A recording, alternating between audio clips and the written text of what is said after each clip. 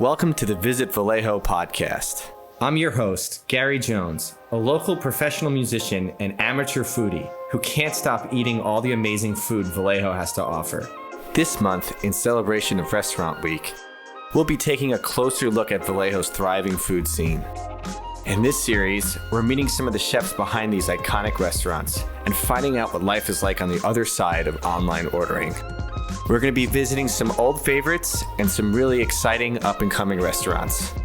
If you're not hungry yet, I guarantee you will be.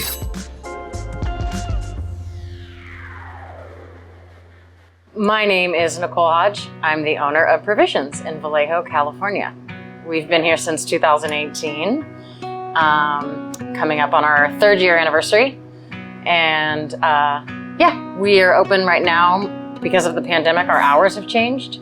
So we're open Wednesday through Sunday, 8 to 4. Cool. And is there more to this kind of story of the opening of Provisions, where inspiration and that kind of stuff? Yeah, so I moved my business to Vallejo. It was a catering company called League of Chefs 5 years ago, maybe 6 years ago, with no intention of starting a restaurant at all. And people caught on to the fact we were making really good food. I started doing pop-up dinners here. One thing sort of led to another, and I was peer pressured by the people of Vallejo to open a restaurant. So I followed their lead and opened Provisions. And then Provisions has been, much like my catering company, the restaurant itself now has been evolving slowly over the years and growing and growing and growing. We've expanded into another room. We're going to expand even further. We're out on the street now on our parklet. As people continue to support us and we continue to sort of grow in popularity, then we keep things fresh and growing ourselves. The menu constantly changes.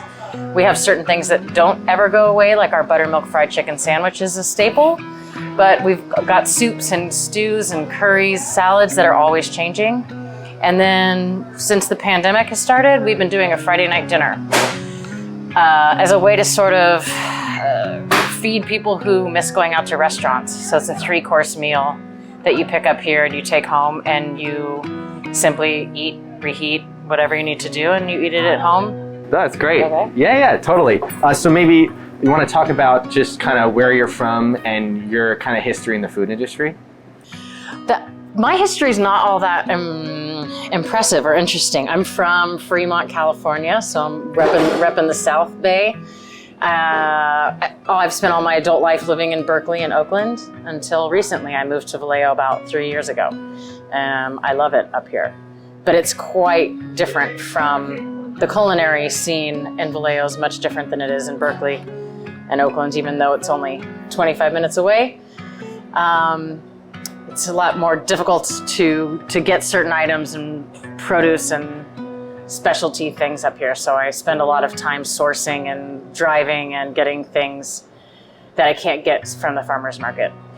My history is not terribly exciting. I've worked in a number of different catering companies, kitchens, and restaurants for the past 25 years. Oh, nice. Just cooking. Nothing fancy. Yeah, that's very interesting, though. That's great. Some people, you're offering kind of a lot of experience actually to the scene here, so that's great. Yeah. Me and all of my cooks as well. Okay. Yeah. Want to talk a little bit more about the business? Like, you have chefs that work here. Was that kind of something you had to grow after you started from the catering business, or were they your cooks from the catering business? No. The cook who started the catering company is actually in the kitchen now. Oh, cool. He was with me from the beginning. He left for a while. He was in the city, and now he's back in the kitchen with me. But no, we've got a bunch of rotating chefs and cooks who come and go. Yeah. I am the one main chef who's the constant at this place. Do you want to describe some of the items on your menu, like the buttermilk fried chicken, kind of just talk about the inspiration for the menu? The buttermilk fried chicken sandwich started back when I moved to my business to Vallejo. I started selling it on Saturdays during the farmer's market. And I would open up this door, which is now the main entrance to Provisions, used to actually be the garbage and recycling door.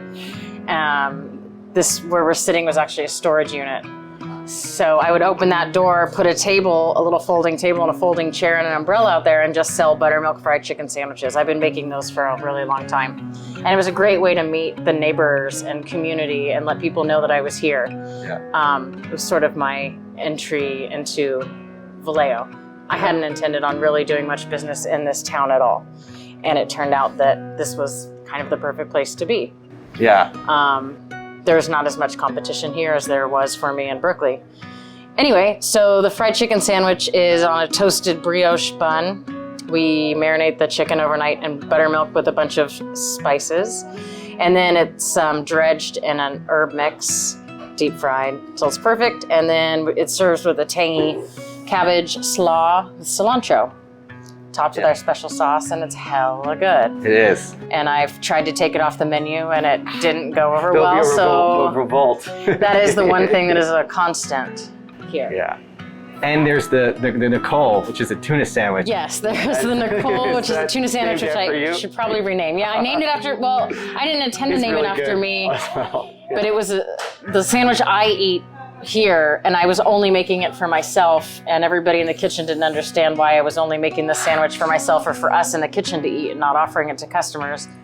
So we started offering it to customers, and now it's our second top seller under the fried chicken sandwich. Can you describe that at all? Because it's not your normal, like... It's not your normal tuna sandwich, no, because I put shredded carrots, edamame, pickled onion, tons of fresh lemon zest, herbs, and it's mixed with mayonnaise, open-faced with melted cheddar and topped with avocado and scallions. Like all my favorite things. And you know what? I always am like not surprised, but like, oh yeah, this is great. Is your side salads are amazing. They're so good. You don't like, it's not just some like toss up. Can you describe that at all? Because I'm always like, there's something in the dressing that is... The dressing is a roasted shallot vinaigrette, but the trick to the salad really is that like I eat the salad every day and I love salads. It's, I don't know. It's like one of my favorite side dishes to get when I go out to eat. And I'm always judging a place by what they're serving me. So if I'm getting a rusty iceberg out of a package, I take note of that. To me, it shows us, it's like a sign of like, oh, you don't exactly care. Right. You took all this time to make this beautiful sandwich and then you're giving me like something that is not great on the side. So I make a point of having our salads be also varying, and they change periodically, but they're always a little over the top and delicious. Yeah, definitely. Is there any story behind the name? Of Provisions? Yes. No, not at all. Not at all. Okay. No, it's actually kind of a generic name. I mean, no, there's nothing special. But there is it. certain kind of store goods quality. There's things to buy, to take home. There are provisions within Provisions. Yes, you can come and provision yourself here. But the name, it was one of those things I was going over different names, and there was Vallejo Mercantile and Vallejo Provisions, and Provisions was the one that stuck. Yeah, it has a nice ring to it. Yeah, and I like it. It definitely fills somewhat of a void in the food scene of this city. And I know because I play in the Vallejo Symphony, and on rehearsal breaks there's not tons of where to walk. And then you guys opened up, and I think the whole orchestra. Oh, we get the whole symphony down here. Like all of a sudden, it's just full of like these people dressed in black, musicians in black. So So the thing I've missed since moving up here is having access to sort of more gourmet products. Like we don't have a Berkeley Bowl. We don't even have a Trader Joe's. So in order to get like some higher end cheeses and butters and charcuterie and things like that, I've just started ordering them here and carrying them. Same thing with like gluten-free products and vegan stuff. Just trying to fill a little void until we can manage to get a larger grocery store that can come in and help us with all of that. Yeah, we don't have a lot of options. We do not. The Grocery Outlet is a lovely store. It is. It's our go-to. Yeah. Especially if you live downtown, it's your closest. Oh yeah, it's great. I love it. I love it. But as far as those kind of... They don't have stinky cheese though. No. Although the one up by the highway has a little more, actually. Does it? A little bit, yeah. So that's cool. And at least we're getting some sort of kind of gourmet infusion down here, which I'm is trying, great. yes. And it's a good fight to fight. Thank you. And, thank you. It is awesome. A bit of a fight. So in that respect, can you kind of speak what being a business in Vallejo means to you, and being a restaurant kind of generally? Oh my God. Being a business in Vallejo, what it means to me. Yeah. It's a lot of pressure, Right. I have to say.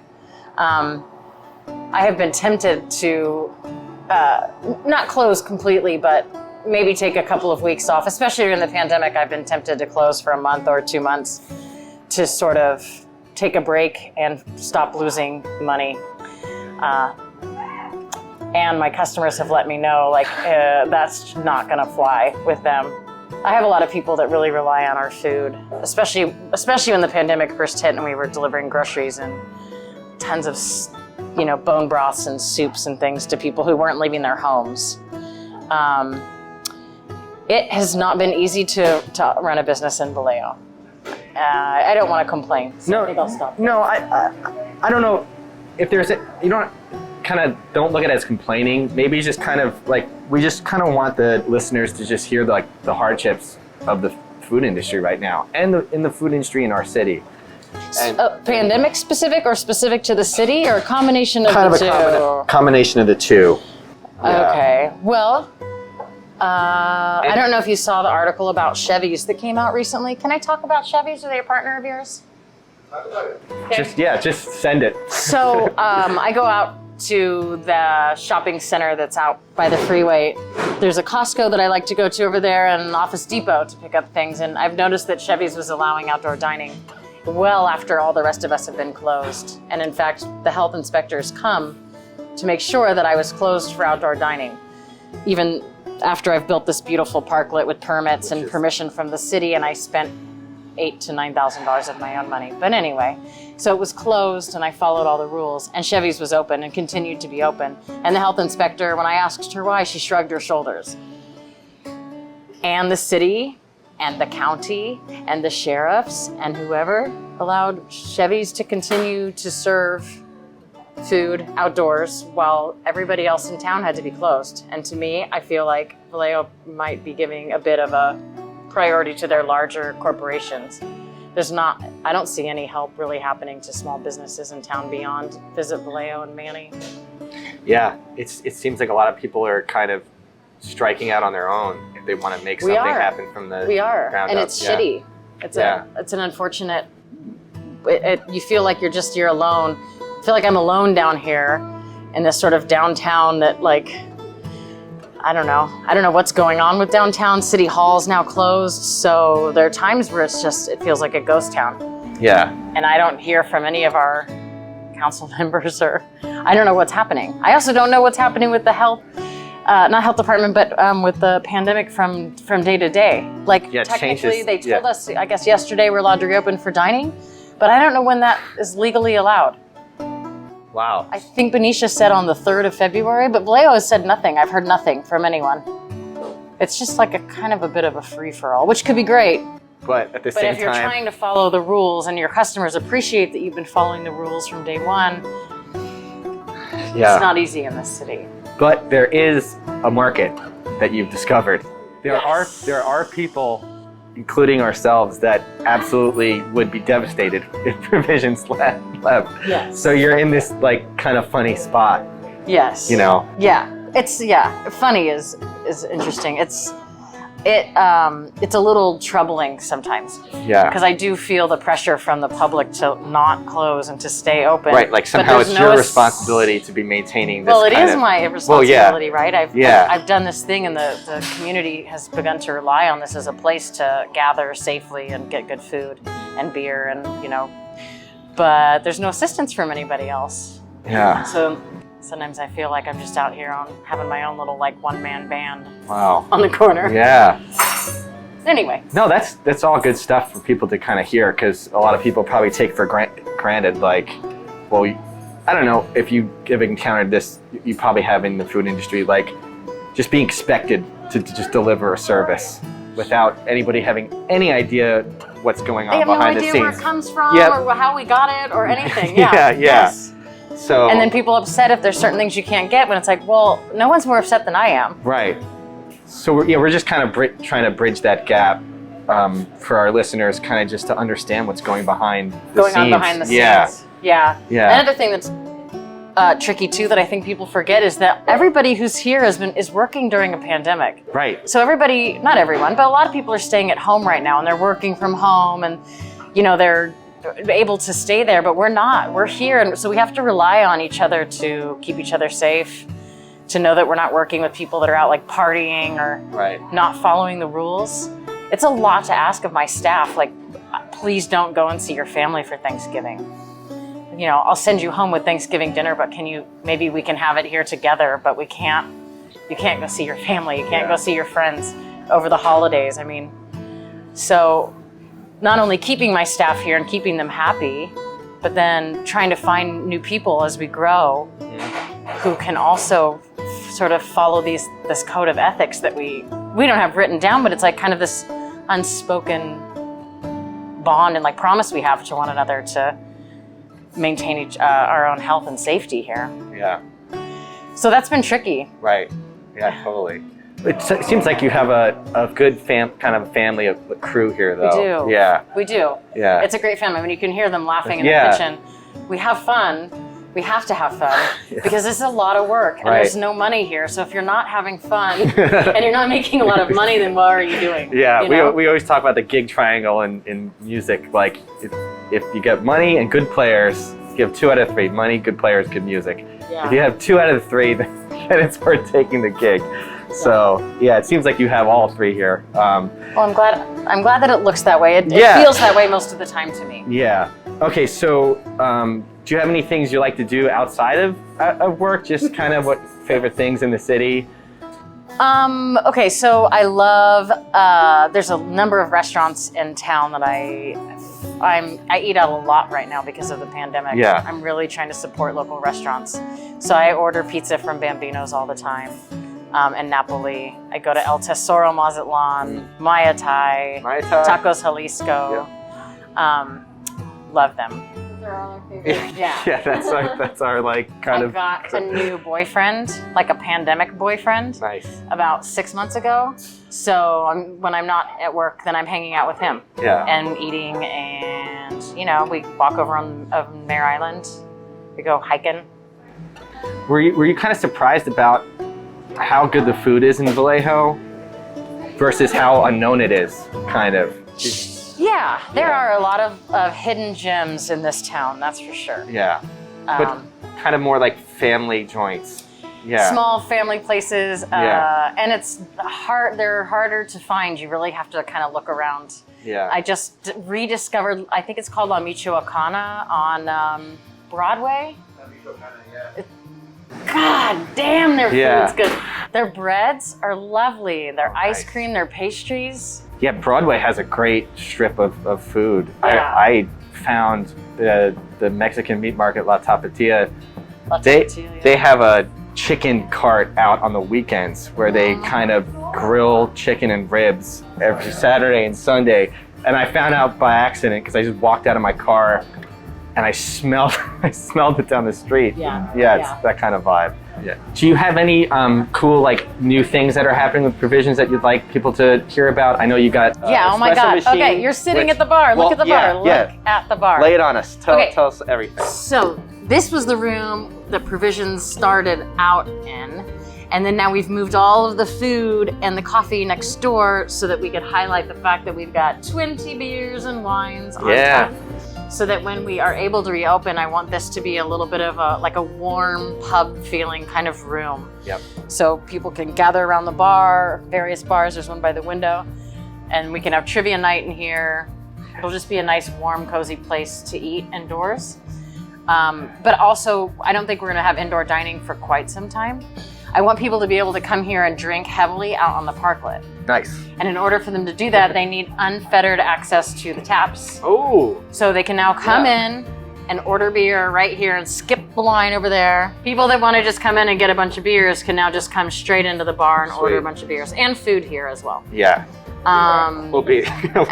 And I want to say, so that's the exciting thing. We're expanding back into my office, but I need to talk to my landlord about that first. So, and then Friday night dinner continues to be like the sort of #1 seller that has pulled us through the the pandemic. Yeah. It's a 3-course dinner. It changes every Friday. There's almost always a vegetarian option. And this week, it's my favorite meal. Appetizer, main course, and dessert. It's my number one favorite. You want to describe it? Sure. Crab cake. Oh. Dungeness crabs in season. And so we're making Dungeness crab cakes. And then I'm doing a Sicilian pasta with roasted fennel and anchovies, pistachio, saffron, golden raisins. And then the dessert is a chocolate cake that Scotty's making. Wow. And also just to plug, this is a good place to get your morning coffee now, right? Yes. Yeah. I Yes. remember seeing that you had advertised that you got your espresso Got an machine. espresso cart. Yeah. It's So delicious. we've got a rotating tap, meaning different roasters. Right now we're serving, I think, Verve. We have Sightglass. Really good. We've got a new company coming in from Sacramento. So it's a great place to try out different espressos, different flavors that you may not be able to get anywhere else in town. We have really good, we also make our own simple syrup. So if you wanted like a lavender latte, cardamom cappuccinos, mint, whatever, we make everything. Yeah, it's a really lovely addition to Provisions. Great. Well, we love that you're here. Thanks for being Thank in you. Vallejo. Thanks for coming in. meeting with us. And Any old time, babies. yeah. All right.